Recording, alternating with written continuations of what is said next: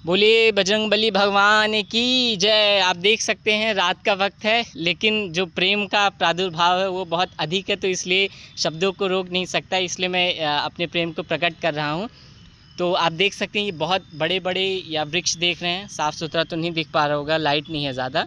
ये आप देख सकते हैं ये जो बड़े बड़े वृक्ष हैं पीपल बरगद के, लोगों के हमने आज घरों से इकट्ठा किए हैं और कहते हैं राम कृपा बिनु सुलभ न होई। तो आज यह साकार हुआ है सचमुच। ये आज हमने खाद का इंतज़ाम किया और कल सुबह ये हम बड़े बड़े जो वृक्ष हैं ये करीबन आप देखेंगे तो इनकी कीमत हज़ारों में है। एक एक वृक्ष आप देखें तो कम से कम एक हज़ार रुपये के हैं। तो करीबन राम जी की कृपा से हम इन्हें सुंदर रूप से आज लाए हैं और अशोक अंकल हमारे साथ हैं और कल हम इन्हें एक सुरक्षित स्थान पर लगा देंगे। इसलिए हम इतना प्रयास कर रहे हैं, इतनी मेहनत, ताकि हम चाहते कि सुंदर रूप से वृक्ष बने और एक सही स्थान इनको, एक ज़मीन और खुला आकाश मिले। तो इसी कृपा से, राम जी की कृपा से उन्होंने हमारा साथ दिया। उनकी हम पर एक बहुत बड़ी कृपा रही, जिस कारण से हम इस काम को सुलभता से कर पाए और सहज रूप से इन पेड़ों को हम ला पाए। मेहनत संघर्ष तो बहुत लगी, लेकिन अंततः हमने इस कार्य को किया और हमारे साथ हमारे प्रेमी जो समर्पित हैं प्रकृति के प्रति, हमारे अशोक अंकल जी पूर्णतः प्रेमी हैं और समर्पित सेवा भाव से इस कार्य को किया। उनके बिना यह काम करना असंभव था। हनुमान जी मान सकते हैं आप उन्हें।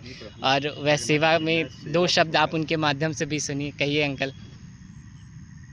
कुछ कहने को बचा ही नहीं है, हमने तो पहले ही कह दिया है। और सेवा से बढ़कर कोई धर्म ही नहीं है। और प्रकृति की सेवा यानी भगवान की सेवा, साक्षात ईश्वर की सेवा हो रही है। और उसमें भी वासुदेव और एक बरगद की सेवा यानी शंकर और ये शिव की सेवा, भगवान, कृष्ण और शिव, इनकी सेवा हो रही है। ये हमारी प्रकृति की सेवा नहीं, ये भगवान की सेवा हो रही है। कहते हैं गीता में लिखा भगवान श्री कृष्ण ने, वृक्षों में पीपल मैं हूँ।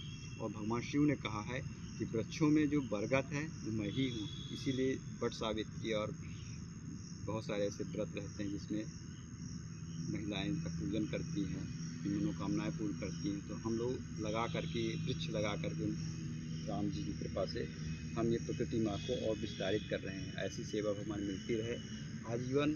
ऐसी सेवा करने का हम संकल्प लेते हैं और करते रहेंगे जब तक हमारी सांसें चलती रहेंगी। धन्यवाद।